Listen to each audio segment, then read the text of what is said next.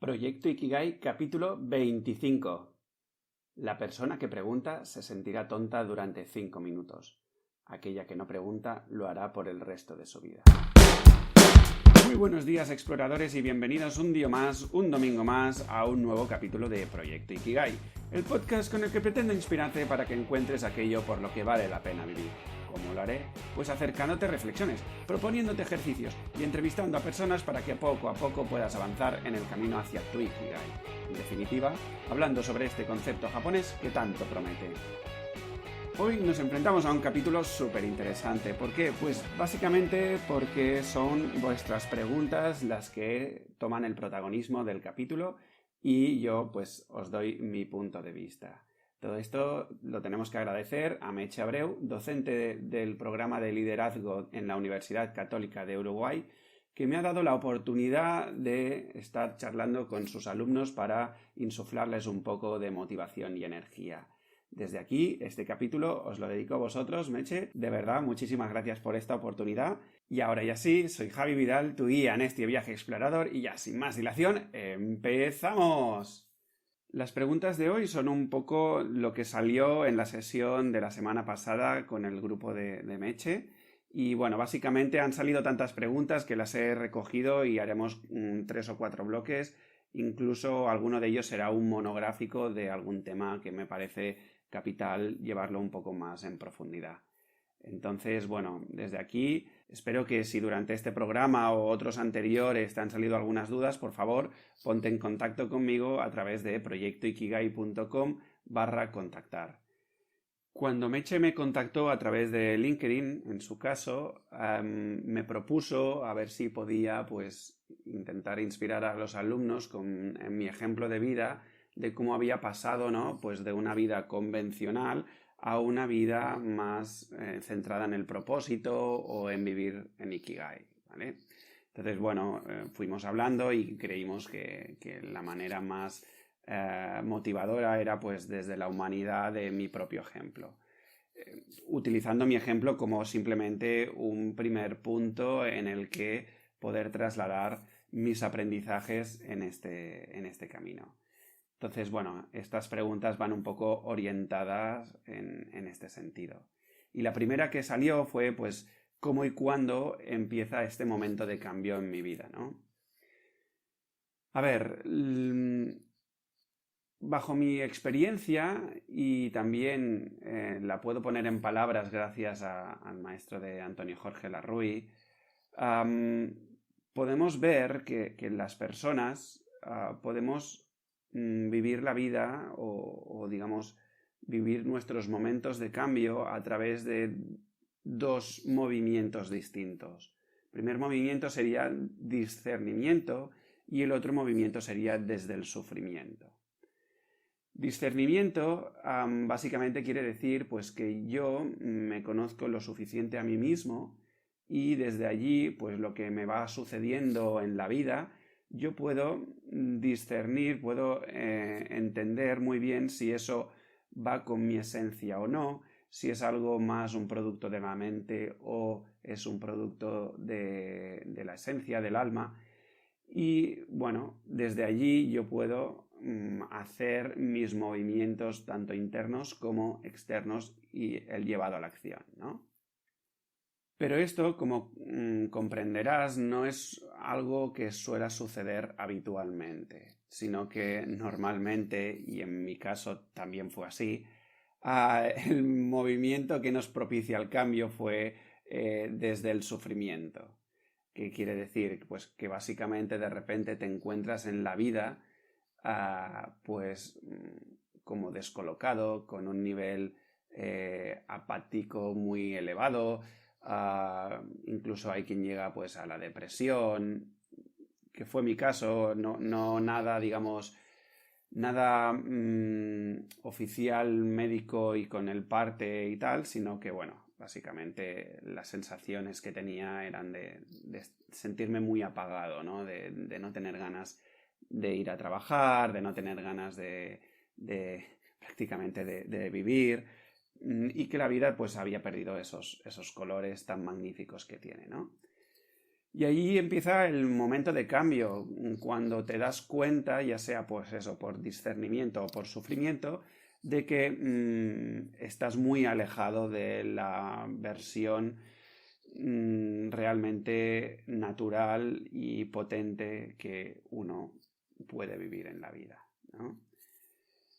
Entonces, en ese momento te das cuenta, pero los primeros pasos, los de acción, realmente empiezan mm, cuando empiezas a caminar. Y eso no se da hasta que el nivel de sufrimiento es más alto que el nivel del miedo al cambio. Es decir, si tú ahora, y aquí me voy a la parte mental más ingenieril, digamos, si tú te haces un eje de coordenadas y uno de ordenadas y enfrentas el nivel de sufrimiento con el nivel de miedo que tienes al cambio, y la eje, digamos, horizontal es el tiempo, pues a lo largo del tiempo el nivel de sufrimiento pues va elevándose y el nivel de miedo o se mantiene o se va reduciendo, ¿de acuerdo? Y hay un momento en que estas dos gráficas se cortan y allí es evidente que uno necesita ponerse en acción. Entonces, en mi experiencia, esto es un poco lo que sucedió, ¿no? Yo tenía muchos miedos y, y básicamente no me ponía en acción, pues porque el sufrimiento no era suficientemente grande. Y en este sentido, más tarde uno se da cuenta de que el nivel de vida, por más que suframos, tiene tiene algún beneficio. A veces es muy escondido, a veces es muy evidente, pero tiene beneficios quedarse donde estamos. Y eso es lo que, digamos, es el enemigo de ponerse a tomar responsabilidad sobre tu propia vida y desde allí, pues, ponerse en acción a experimentar cosas nuevas, a ponerse a limpiar un poco tu propia vida, ¿no? Y ese sería un poco el cuándo y el cómo empieza el momento de cambio. La segunda pregunta, Meche, me llevaba a preguntarme, oye, ¿por qué es tan mal seguir el patrón o seguir las etapas previstas, ¿no? Pues ya sabemos que es muy tradicional, pues que uno pues pase por el sistema educativo, de allí, aquí al menos en España es muy típico y muy natural que la gente pues vaya a la universidad o a estudiar algún ciclo formativo de grado medio o de grado superior. A nivel personal, pues tener pareja, casarse. Ahora se está poniendo de moda no casarse o los que se casan hacerlo por vía civil en vez de vía por la iglesia, tener hijos y todo esto, ¿no? Entonces me preguntaba, ¿por qué está mal seguir este patrón? Y aquí hay que poner un poco, digamos, las palabras adecuadas a esto, ¿no? La vida me ha enseñado que no existe malo o bueno. Que si existe, digamos, es un tema mental, son patrones, son modelos que nos han ido inculcando desde que éramos pequeños, ¿no? Y en este sentido, clasificar algo como bueno o malo no tiene sentido. No tiene sentido, pues porque ya os digo, es algo muy mental y entonces si te quedas en la mente, te pierdes la esencia de la vida. Entonces, claro, llegados a este punto en el que no es bueno ni malo, a lo que yo invito en este caso es a preguntarse si este modelo que me han inculcado y que yo me lo he comido con patatas, como si tuviese muchísima hambre, digamos, es preguntarse si tiene sentido ese modelo conmigo, si ese modelo me permite sacar mi mayor potencia, si ese modelo me permite a mí vivir una vida a pleno rendimiento y a plena esencia y saca lo mejor de mí y saca a relucir mis mayores talentos y me permite ofrecerme al mundo con una actitud potente con la que pueda servir a más personas y poder no solo ayudar, sino a inspirar a más personas, ¿no? Y ahí es donde es para mí la pregunta potente de hacerse. Realmente preguntarse si, oye, estudiar una carrera realmente me va a catapultar y me va a poder acercar a una versión de mí mismo en la que yo me relaciono con la vida en plena presencia. Si es que sí, adelante. Si es que no, yo te diría, párate un momento y busca qué quieres conseguir con esa carrera o con esa relación de pareja o con esa boda o con esos hijos. ¿Estás intentando proyectar o lograr llenar un vacío que tienes dentro? Si es así, te hago un pequeño spoiler. No, no lo vas a llenar con eso, ¿vale? O sea, aquellas personas que cuando la relación está inestable o frágil y dicen, esto lo solucionamos teniendo un hijo, error, error. De hecho, un error garrafal, ¿no? Porque trasladarás tus frustraciones a esa nueva vida, ¿no? Por lo tanto, y resumiendo un poco la respuesta de esta pregunta, no hay bueno ni malo, son patrones y modelos que nos hemos inculcado en momentos de sociedad y no tiene ningún tipo de sentido clasificar las cosas como buenas y malas, y sino que la pregunta sería, oye, esta opción que se me abre me va a expandir como ser humano, va a requerir que yo saque mi mejor versión. Si es que sí, adelante. Si es que no, quizá hay que poner en cuestión eso. ¿De acuerdo? Seguimos. ¿Cuándo cortas tú con la vida programada y conveniente? Bueno, aquí en mi caso, yo lo ejemplifico como que fue una pequeña tirita, una tirita que me fui sacando, la verdad, muy poco a poco. ¿Por qué? Bueno, básicamente porque en ese momento de mi vida mi nivel de confianza en mí mismo era muy, muy, muy bajo. Yo digamos que proyecté mi valía, mi potencia, mi esencia, mi todo, lo proyecté pues en una carrera profesional exitosa, en una relación de pareja exitosa. Aún me acuerdo la idea que tenía, ¿no? Que a mis 29 años yo estaba ya proyectando, bueno, yo ya sabía, ¿no? Que iba a tener 2 hijos, que además iban a ser niño y niña, que además se iban a llamar, bueno, no hace falta ni que lo diga, ¿no? Pero tenía todo ese castillo, digamos que le daba sentido a mi vida, porque proyectaba fuera lo que no me estaba aceptando y reconociendo a mí mismo dentro, ¿no? Os estoy haciendo este capítulo en mi día de cumpleaños, donde cumplo 36 años y, digamos, no tengo el modelo de éxito que, digamos, antaño, digamos, promulgaba o buscaba, ¿no? Ese chaval directivo con un equipo al que cuidar y al que inspirar y demás, con un buen salario. Y también os puedo asegurar que no tengo ninguno de los 2 hijos que pensaba que tendría antes de los 30 años. O sea que, en este sentido, allí hubo un cambio muy disruptivo y poco a poco se fueron cayendo esos castillos, ese castillo de naipes, ¿no?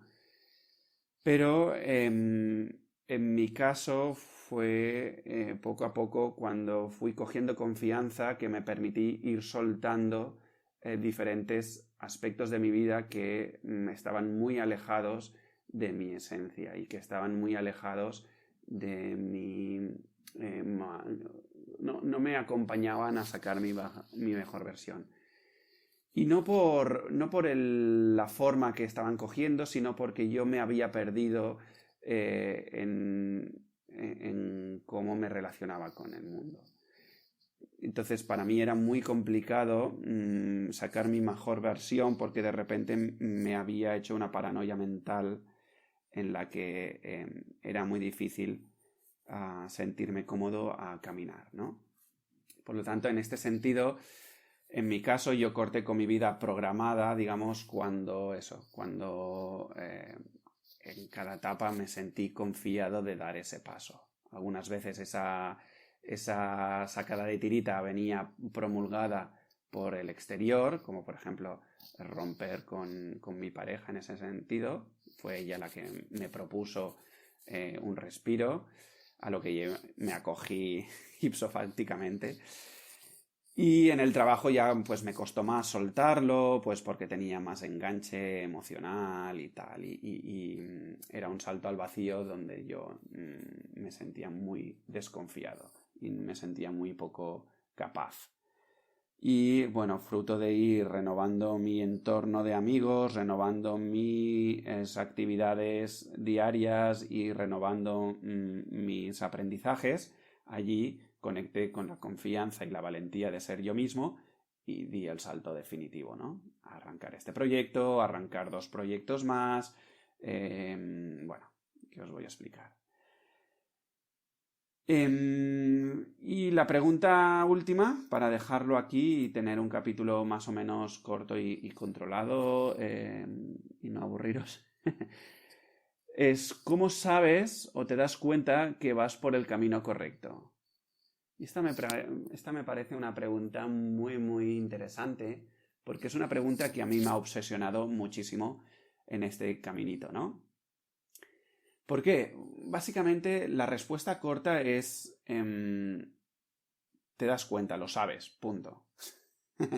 Y me podría quedar así de ancho, pero claro, a un ingeniero cuando me daban esta respuesta, porque yo también me hacía esta pregunta, a una persona que está muy condicionada con esta mente tan analítica como ya os digo, como la de un ingeniero, esta respuesta no nos sirve. No nos sirve porque es que la respuesta real es esa, es que es un tema de sensaciones, pero el tema está en que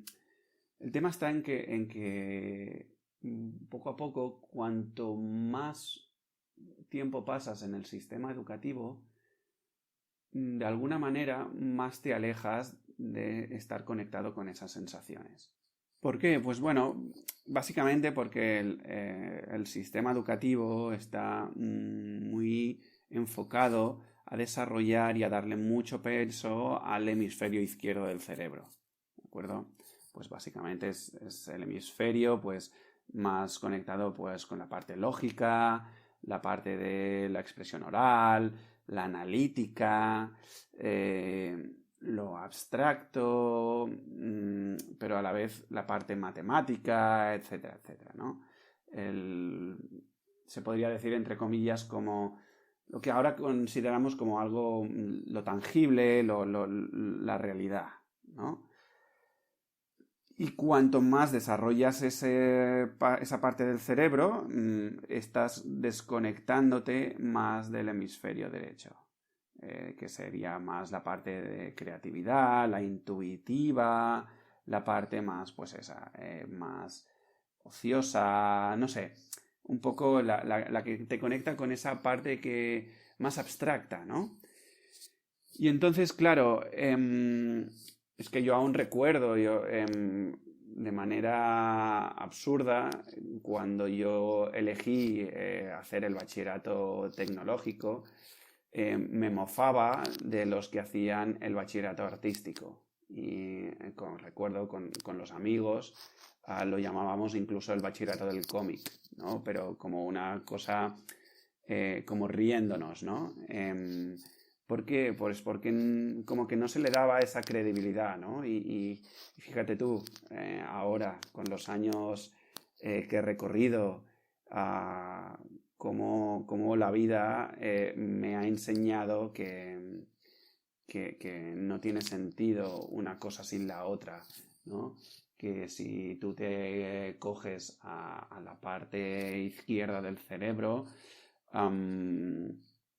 te desconectas mucho de la esencia, mucho de esa parte más natural que todos los seres humanos somos, ¿no?